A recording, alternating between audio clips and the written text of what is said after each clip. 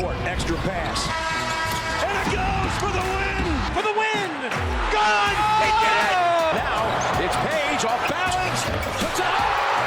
Gives it to Jenkins for the championship.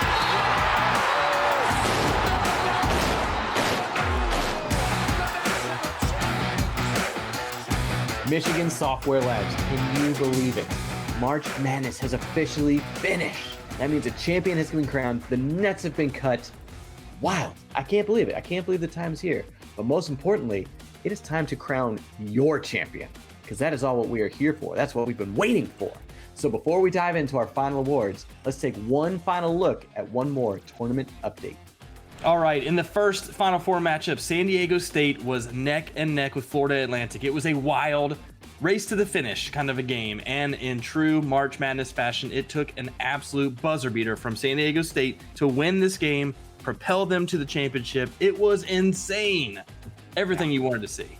Everything. I mean, you thought the Owls were going to continue their Cinderella run, then the Aztecs just hit that dagger at the buzzer. Spectacular.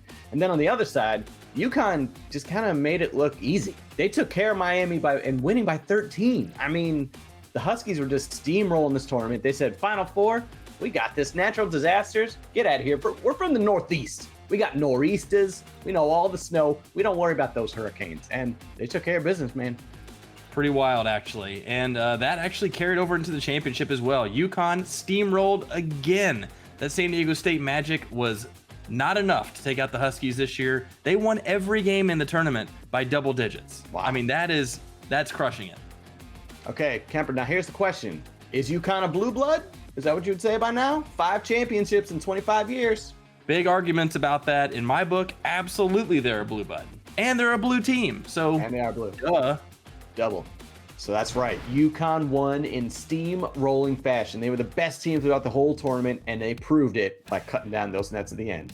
All right, so now it is time to hand out some tournament-ending awards, and it is starting with our chalkboard badge, and that is going to someone who picked all number 1 seeds to make it to the end of the tournament in the Final Four. So when we say chalkboard, that means you're kind of going with the higher seed each time. You're going with your 1s, your 2s, your 3s, just kind of going by the numbers, because you're like, you know what? They put them there for a reason. They're ranked number 1 for a good idea. They must have done something right. So you figure, let's make them go to the end. Well, unfortunately for Andrea, this year in the tournament, a 1 seed didn't even make the Elite 8, let alone the Final Four. So, Andrea, unfortunately, you won our chalkboard badge, but while you may have lost your Final Four picks, you won a badge. So, congratulations. You got it. Also, you're going to have to stay after work and be doing some work on the chalkboard. I will not pick number 1 seeds. I will not pick all number 1 seeds. Old school detention. Old school. And you have to clap the erasers, too, after you're done. Ooh, that's the worst. That's the worst. Clothes ruined. All right, we've got another great badge for you guys, and this is I Love Gold! I love gold. That's right, gold members stopping by into the episode here to give a special award out to Mark Johnson, and Buesti, our best friend, Brooke Westorp. All right, guys, you two right here took the most gold teams to advance the farthest in the tournament. We assigned 1 point for every victory that you assigned in your brackets to a team that had gold as one of the primary colors. Mark had a lot of Iowa love, had a lot of Purdue love, UCLA. Didn't really pan out for you that well. Purdue and Iowa lost in the first round, but good for you sticking with gold. Hey. And then Buesti, Baylor, Marquette, UCLA. Those are better picks. Also didn't work out all that great. You know, Baylor and Marquette lost in the second round, but you stood strong by the teams with the gold. Schmelting accident, unfortunate on your bracket. Turned out to be more like red than gold, but hey, great job sticking with the gold. You love gold. You love gold. So now, because they picked so much gold, would you say their brackets were worth $1 million? $1 million. Well, don't you think we should maybe ask for more than $1 million? I don't know, number 2. Maybe. Very well done. Very well done. You work for it. All right. So now, as we talked about, we got to award our top 3 finishers. And in a tournament of madness and upsets and chaos, to finish in the top 3, pretty spectacular. All right. So now we got to give it up to our 3rd place finisher, who is coming away with the 3rd is the one with the treasure chest badge, because 1st is the worst, 2nd is the best, I guess. But third is the one with the treasure chest. So give it up to Sarah. Sarah Hendrickson, finishing with 51 points and getting that third place finish. So congratulations. You made that podium, bite that medal, get your treasure chest. You know, you had Kansas State and Miami in the Elite Eight. And guess what? You got third place by winning the tiebreaker, because yes, tiebreakers are so important. You were only 11 points off on the final score, while Court Wheezy underscore was 29 points off. So you, Sarah, come away with our treasure chest for coming in third. Well done. Hate to lose by a tiebreaker. I feel for you, Courtney. It was garbage losing by a tiebreaker, but alas, got to find some way to break ties. Got to. All right. For second place, we're revisiting Austin Powers, the number 2 badge. Okay, not really. It's actually the so close, yet so far away Grant Buell. Hey, congrats on an awesome second place finish. 53 points, very good. But there you are in that fishbowl, looking at the other fishbowl saying, I'm gonna get that trophy. And you're just poking your nose against the glass. I gotta get it, I gotta get it. Grant, you didn't have any Final Four teams. You did have 3 in the Elite Eight. That was actually tied for the most in the pool. So good job there. Those points got you as far as they could. But at some point, you got to keep winning games. And so you finished in second place. Very respectable, very admirable. But you're in the fishbowl looking at the other bowl with the trophy. A lot of bowls. A lot of bowls. A lot of bowls. And sometimes you feel for that second place because like I was so close, but so far. But still, second place. Well done. All right, so before we talk about and before we crown our champion, you know, in a tournament with such madness and chaos and battles, you know, battles in the trenches, you do lose some good brackets along the way. So it's time for us to talk about and highlight in our in memoriam section. All right, so first up, we have Aaron Bushhouse, who unfortunately had no Final Four picks correct. Houston was the champion, so did not get too many points. So Aaron, good first couple rounds, but your bracket gone too soon. Not forgotten. Gone too soon. I like to say bus house. And maybe her bracket was hit by a bus. Maybe. Or maybe she's so wealthy she has a giant house that fits a bunch of buses. I don't know. I would love to see a house of buses. I would visit. Aaron gone too soon. All right, Josh Holst. We lost another good one out there. Josh started out pretty strong. It was a good looking bracket in the first round, but as we've said before, over and over again, it takes more than that. One Elite Eight team, no Final Four teams. Bracket just really ran out of steam. And he did that on purpose.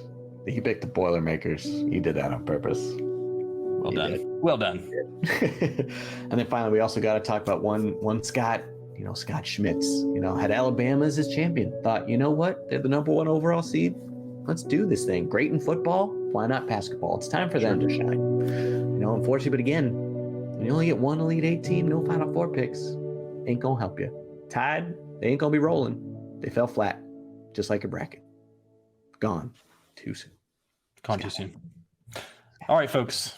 It's the time we've all been waiting for. It is time to crown the champion of the Michigan Software Labs inaugural Pool Boys March Madness Pool. Are you ready? Here it is, cutting down the nets. It's Westy! Westy, we are best friend, the best bracket in the entire pool.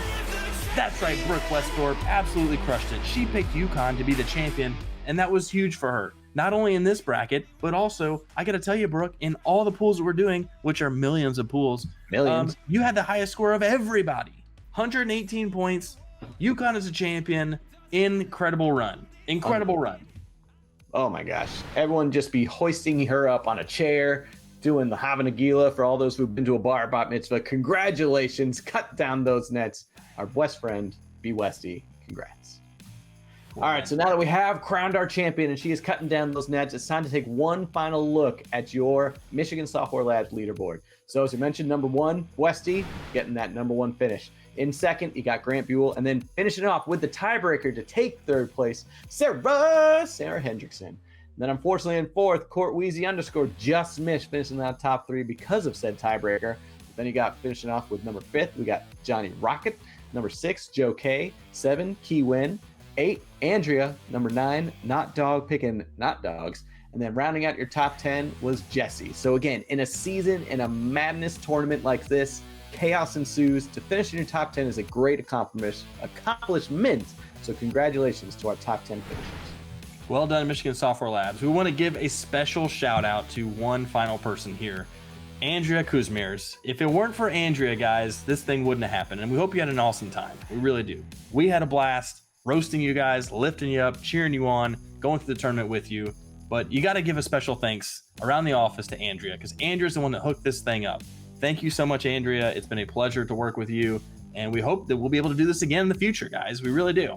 Yes, we had such a great time, and we cannot thank everyone at Michigan Software Labs enough.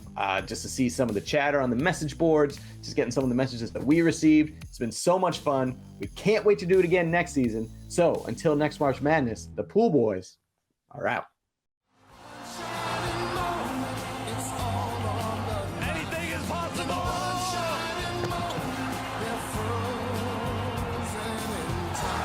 Do you believe it? Biggest win in Hurricane Hoops history. Miami heading to the Final Four. 2 seconds. San Diego State is going to the Final Four.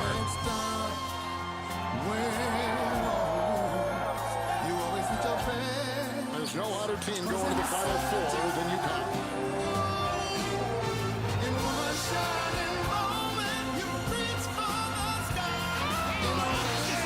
He wins it with the jumper. A San Diego State miracle. Miami, just no match for the Husky Express. The journey, it ends right here. For the three, yes.